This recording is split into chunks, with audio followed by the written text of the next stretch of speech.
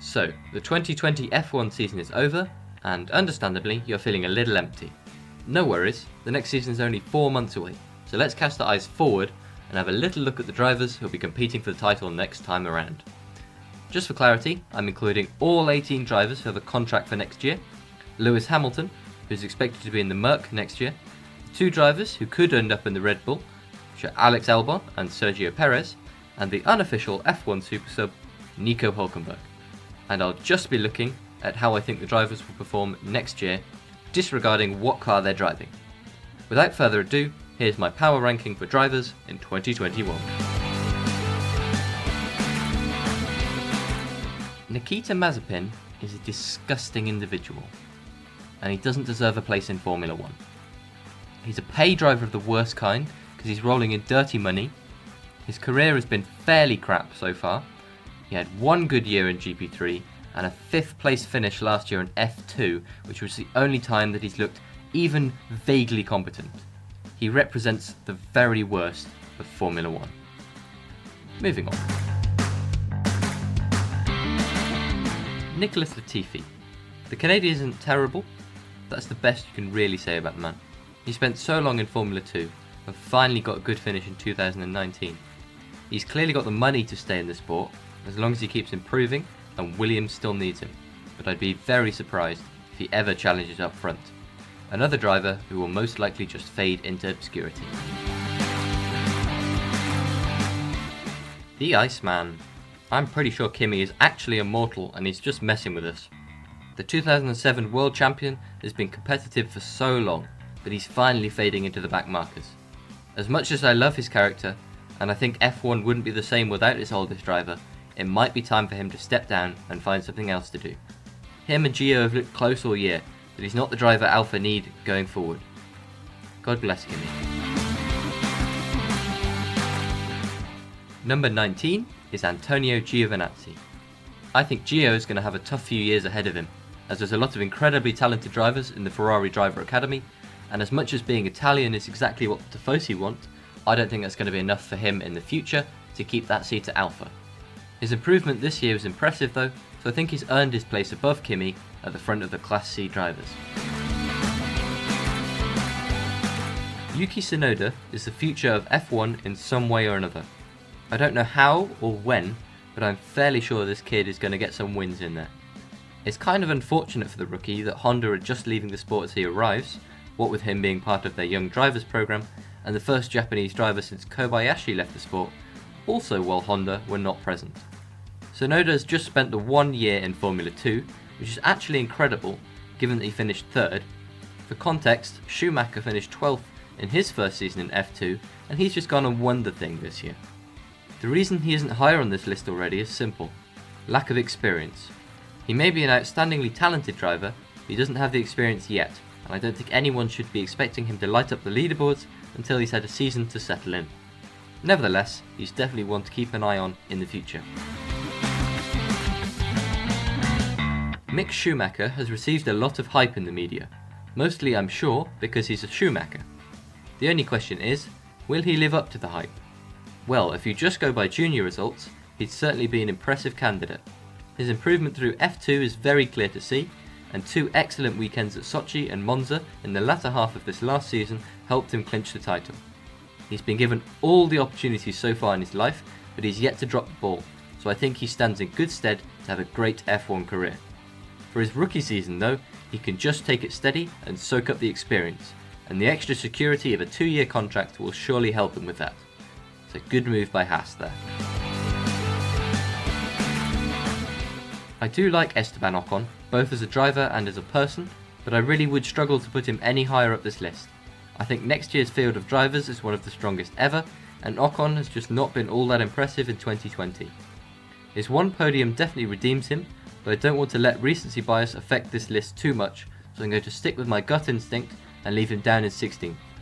Obviously, going up against Daniel is a tough one, and I'm definitely going to continue to watch Esteban on and off the track throughout 2021. Sebastian Vettel. What a great guy, absolute heart of gold. It really hurts me to put him quite so far down the order, but I'm not sure what choice I have. It's quite hard to say what the reason is for his collapse in the last couple of seasons. Is it that Leclerc is just so good he's putting an informed Seb to shame? Probably not. Is he completely washed up? Probably not that either. Is his relationship with Ferrari affecting his driving? Maybe. I think the real issue is that he struggles with subpar cars. The last time he wasn't in a top 3 car before this season was 2008, and I just don't think he can handle it well. Whether the Aston Martin next year suits him is a question I'd very much like to know the answer to, but if it doesn't, it could just spell the end of his career. What can you say about Alex? It's so hard to place this man because he's capable of being an excellent driver when he gets his act together, but he just doesn't do it at all regularly. I do think he's a decent driver, but it's so hard to argue that he should have that Red Bull seat. His performance just isn't close enough to what is needed of him. Maybe it's just the atmosphere of the team and the pressure that's making him crumble, but at the end of the day, if you can't pull out the results expected of you, you're not going to be worrying the top half of my ranking. Lance Stroll gets a lot of flack for being a pay driver and being daddy's boy, and in some ways I agree with that sentiment. However, I think this year he's really showed what he's capable of in F1, not only in the car, but also in media interviews. He seems like he's really aware of the situation he's in, and he's pushing himself to be a driver that deserves a seat on merit. He's still not a patch on Perez, but I think he does deserve a place in the midfield. The third world champion on this list, and we've still not hit the top half of drivers. I know people aren't going to like me putting Fernando so low, but it's time to wake up, sheeple. He just isn't what Renault needs anymore. Renault's driver academy consists of Guan Yu Zhou and Christian Lundgaard in F2, who finished 6th and 7th this year respectively, and Jack Aitken. I personally can see where they might leave the 2 juniors in F2 for 1 more year, but they've signed Alonso for 2 years, and that's an awful decision in my books. I mean, you either ditch all of your up-and-coming drivers for 2 more seasons, or you get rid of Ocon, which I also don't think is a good idea. Not only is Fernando a terrible option for the future, I just don't think he's good enough right now. He's 39, he's been out of the sport for too long, and there's so many good drivers in the picture at the moment. I could be very wrong here, of course I could, but I just think he's too far past his sell-by date. I think it's a reasonable guess to say the Hulk isn't getting a seat next year. There's really only 1 seat left, and it's at Red Bull, and he doesn't have the money or the experience to beat out Perez to it. I still want to include the German on my list, however, as he has proved how good a driver he really is in the 3 race weekends he found himself in the Racing Point this year. His quali performance in the 2nd race at Silverstone was one of the highlights of the year for me, and I think he would only get better and better with a full-time drive. What a year for Pierre.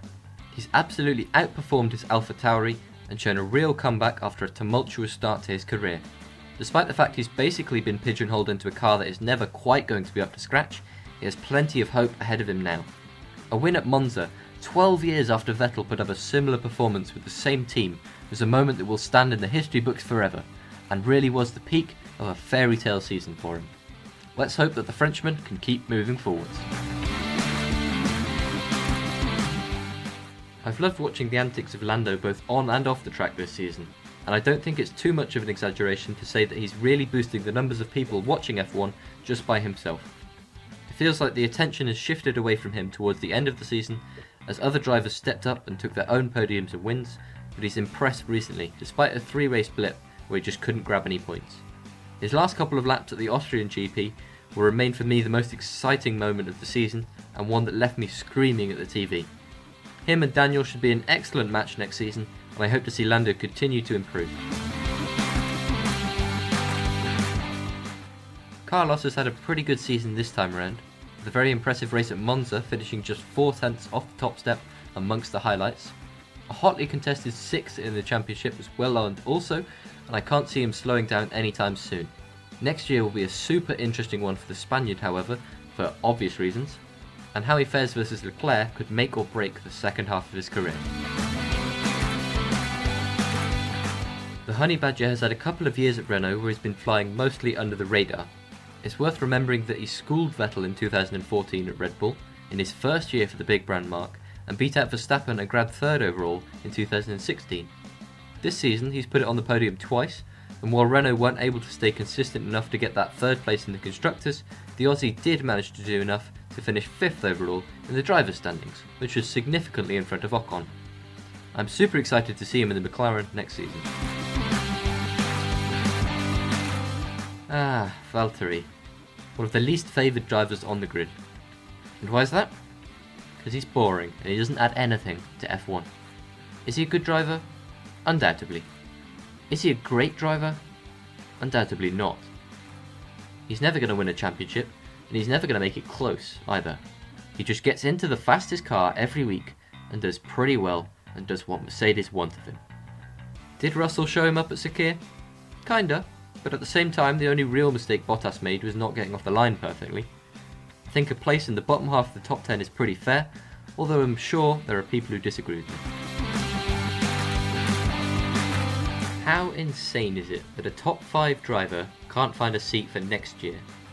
It's utterly bonkers, and Lawrence Stroll has got some goddamn explaining to do if Perez really does get kicked to the curb.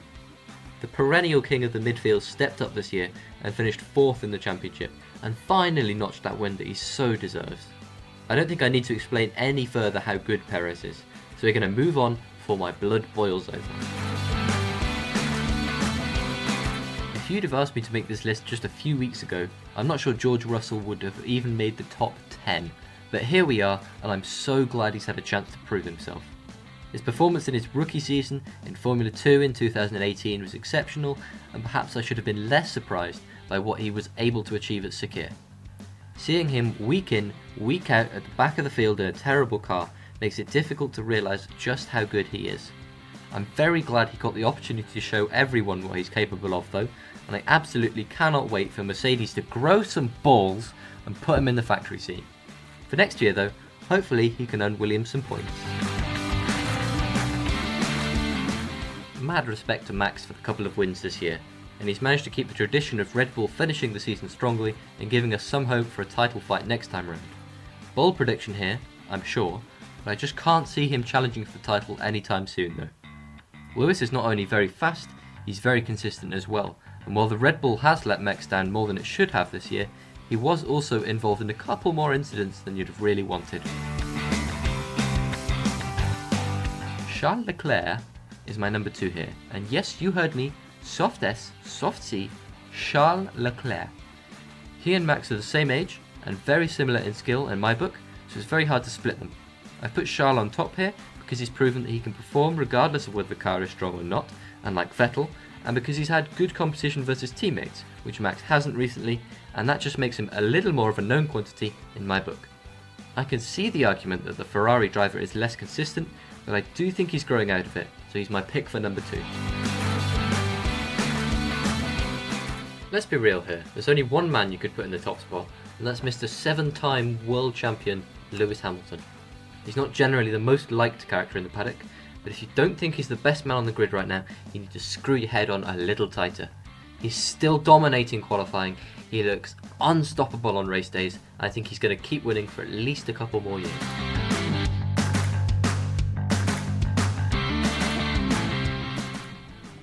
So, there you have it. Thanks for watching. This is my first video, and I've had to learn how to do graphic design and video editing, so I'd appreciate any feedback. Also, feel free to debate my rankings, so long as you're polite about it. See you next time.